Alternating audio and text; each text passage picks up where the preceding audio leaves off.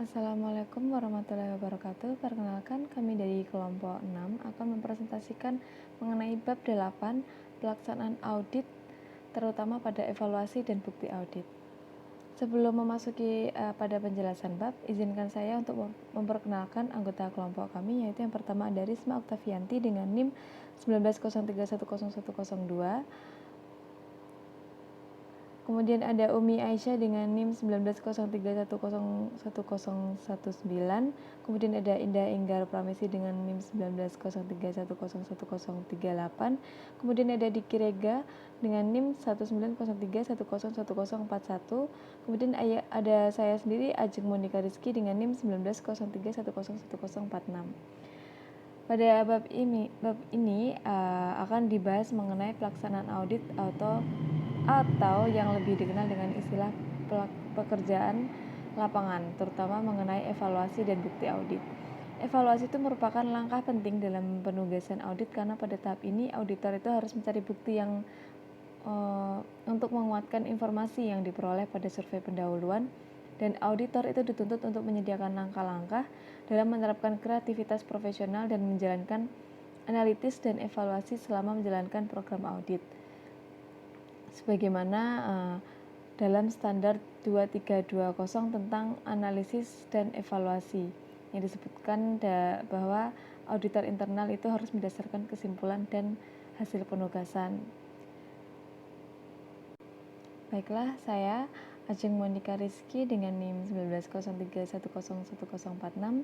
Saya di sini akan menjelaskan mengenai tahapan pekerjaan lapangan. Tahap pekerjaan lapangan ini lebih memfokuskan pada pengujian transaksi dan komunikasi dengan audite. Dari pekerjaan lapangan ini akan dihasilkan daftar temuan yang signifikan yang disajikan dalam draft laporan audit. Dan berikut tahap-tahapnya. Yang pertama ada pertemuan awal. Pada pertemuan ini, auditor itu diharapkan untuk memperoleh gambaran mengenai audite atau sistem yang akan diaudit dan sumber daya yang tersedia dan informasi lain yang relevan. Audite itu mengidentifikasi bidang menjadi sebuah perhatian khusus yang harus ditangani. Dalam pertemuan ini, beberapa topik yang dibahas itu mengenai pengenalan. Yang pertama ada pengenalan tim auditor internal dan personal audite. Kemudian mengkomunikasikan jadwal pembahasan mengenai titik-titik yang luar biasa, didiskusikan tentang temuan dan lain sebagainya. Kemudian yang ketiga ada waktu yang ditargetkan dalam pelaksanaan penugasan audit. Kemudian yang keempat ada menjelaskan lingkup penugasan serta menjelaskan tahapan audit yang akan dilakukan. Kemudian yang kedua ada pengujian transaksi. Dalam tahap ini transaksi akan diuji menggunakan berbagai teknik termasuk sampling. Tujuan dan pengujian ini agar auditor itu dapat menilai pengendalian internal berjalan dengan efektif melalui pengujian dan pengendalian dan pengujian substantif. Kemudian yang ketiga ada komunikasi audit. Berdasarkan hasil survei pendahuluan yang dilakukan auditor itu akan membahas temuan yang signifikan dengan audite. Pada saat yang sama, audite itu akan memiliki kesempatan untuk berdiskusi dengan auditor, dan juga auditor itu akan menginformasikan tentang kemajuan audit selama proses berlangsung. Biasanya komunikasi ini dapat dilakukan secara lisan maupun secara surat elektronik atau memo untuk masalah yang lebih kompleks agar memiliki pemahaman yang sama mengenai proses bisnis yang diaudit. Jika dibandingkan dengan auditor eksternal, auditor internal ini dalam penugasannya lebih banyak dituntut untuk melakukan komunikasi yang intensif, mengingat auditor internal lebih difokuskan pada tinjauan pengendalian internal audit.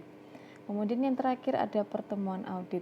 Setelah menyelesaikan pekerjaan lapangan, auditor itu akan bertemu dengan audite untuk membahas temuan awal dan rekomendasi yang diusulkan. Pertemuan ini memberikan kesempatan pada kedua belah pihak untuk menyepakati rekomendasi yang paling layak untuk menghindari adanya kejutan selama fase penyampaian pelaporan.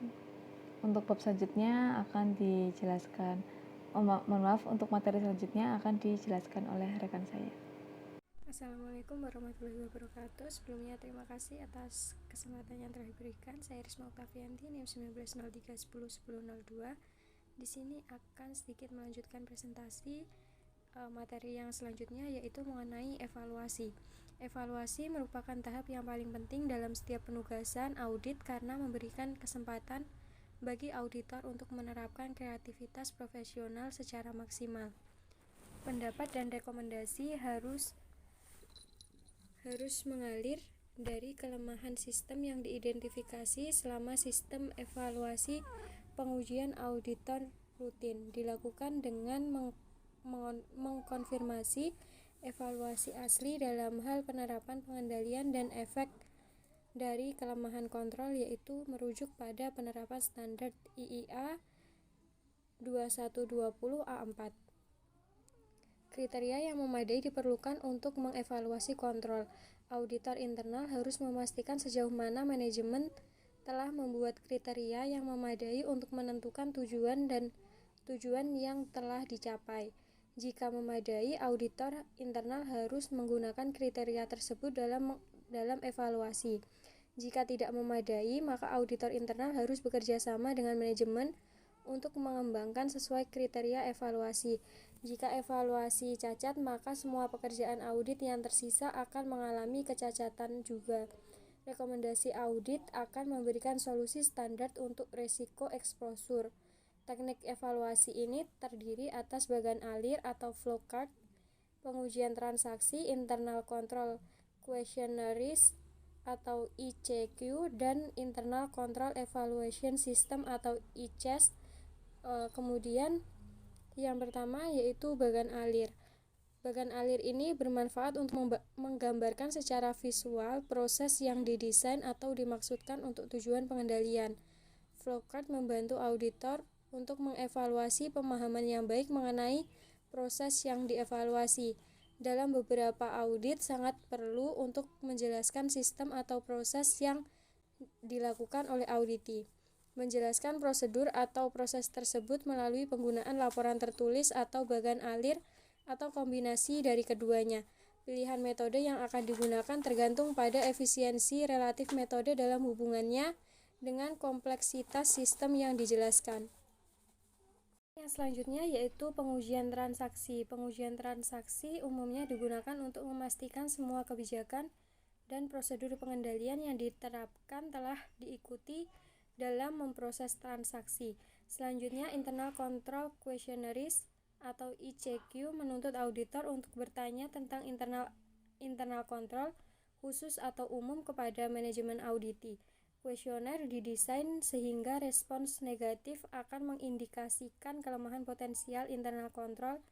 ICQ terdiri dari serangkaian pertanyaan yang diaplikasikan pada operasi tertentu dan dirancang agar jawabannya tidak mengindikasi potensi kelemahan pengendalian. Yang selanjutnya yaitu Internal Control Evaluation System atau ICES. ICES sama halnya dengan ICQ, tetapi lebih dilaksanakan pada aspek sistem informasi yang diterapkan auditi. Demikian materi yang dapat saya sampaikan, selanjutnya akan dilanjutkan oleh rekan saya. Assalamualaikum warahmatullahi wabarakatuh. Saya Indah Hinggar Pramesti NIM 38. Di sini saya akan melanjutkan penjelasan mengenai bukti audit, di mana bukti audit yang didapatkan selama pelaksanaan auditing harus memberikan dasar yang memadai untuk memberikan pendapat auditor, temuan dan rekomendasi auditor yang dinyatakan dalam laporan audit, di mana sesuai kinerja IIA 2310 tentang mengidentifikasi informasi, disebutkan bahwa auditor internal harus mengidentifikasi informasi yang memadai dengan maksud agar mencapai tujuan penugasan yang telah diinterpretasikan sebagai berikut. Informasi yang memadai telah faktual, cukup dan meyakinkan sehingga seorang prudent dan informasi akan mencapai kesimpulan yang sama seperti auditor. Nah, adapun di sini saya akan menjelaskan mengenai tipe bukti audit. Bukti audit dapat dibedakan dalam berbagai jenis. Ada 5. Yang pertama ada struktur pengendalian intern atau SPI. SPI yang diterapkan dengan memadai dapat menjadi bukti yang kuat mengenai keandalan informasi yang dicantumkan dalam laporan keuangan. Namun, apabila penerapan SPI dinilai tidak andal, maka auditor harus mengumpulkan bukti yang lebih banyak. Yang kedua ada bukti fisik. Bukti fisik merupakan bukti yang diperoleh auditor melalui aktivitas pengamatan secara langsung, inspeksi ke lapangan, dan inventarisasi fisik yang selanjutnya didokumentasikan dengan membuat berita acara. Yang ketiga ada bukti dokumen. Bukti dokumen merupakan bukti yang disajikan dengan terbuat dari kertas dengan berisi kandungan informasi, angka, huruf, dan simbol. Dan yang keempat ada bukti keterangan. Bukti keterangan merupakan bukti yang diperoleh dari pihak audit dan pihak ketiga melalui pertanyaan yang diajukan oleh auditor. Yang termasuk dalam bukti keterangan adalah bukti lisan, bukti kesaksian, dan bukti spesialis. Dan yang terakhir ada bukti analisis. Bukti analisis merupakan bukti yang diperoleh dari analisis terkait data audit dan data yang lain, di antaranya menggunakan rumus rasio, tren, dan pembandingan antara data tahun ini dengan tahun sebelumnya. Itu tadi pemaparan materi dari saya. Kurang lebihnya saya mohon maaf. Wassalamualaikum warahmatullahi wabarakatuh. Assalamualaikum warahmatullahi wabarakatuh. Di sini saya Dikir Aditya Pratama akan menjelaskan mengenai teknik pengujian audit. Nah, teknik ini merupakan teknik yang digunakan auditor untuk memperoleh dan mengevaluasi bukti audit yang relevan, andal, dan cukup. Dalam teknik ini terdapat 13 teknik. Yang pertama yaitu teknik wawancara. Metode ini sering digunakan untuk pengumpulan bukti. Untuk melakukan wawancara, auditor sebaiknya mengikuti pelatihan yang menandai dan keterampilan yang diperlukan. Teknik yang kedua yaitu pengujian audit. Pengujian berarti pemeriksaan tindakan atau langkah-langkah yang dipilih. Pengujian audit terdiri dari dua jenis yaitu pengujian kepatuhan dan pemeriksaan rinci. Tujuan pengujian kepatuhan adalah pemeriksaan kecukupan kontrol dan efektivitas. Selanjutnya yaitu yang ketiga yaitu teknik seleksi. Dalam teknik seleksi ini terdapat proses bagian dari populasi yang dipilih untuk menentukan karakteristik dan parameter dari populasi. Dalam teknik seleksi ini terdapat dua tipe dasar seleksi yaitu tipe dengan seleksi statistik dan yang kedua yaitu seleksi melalui judgement auditor atau non-statistik. Teknik yang keempat yaitu teknik pertanyaan. Pendekatan struktural untuk pengumpulan informasi dari populasi yang besar. Teknik yang kelima yaitu inspeksi. Inspeksi adalah mengamati secara rinci ke tempat kejadian yang dilakukan terdapat dokumen dan fisik. Selanjutnya yaitu teknik keenam dalam pengujian audit, yaitu ada teknik diagram, deskripsi grafis dari analisis proses atau sistem yang memungkinkan dari operasi atau sistem yang kompleks. Dengan metode ini dapat teridentifikasi sebuah proses yang berlebihan atau tindakan yang tidak berguna.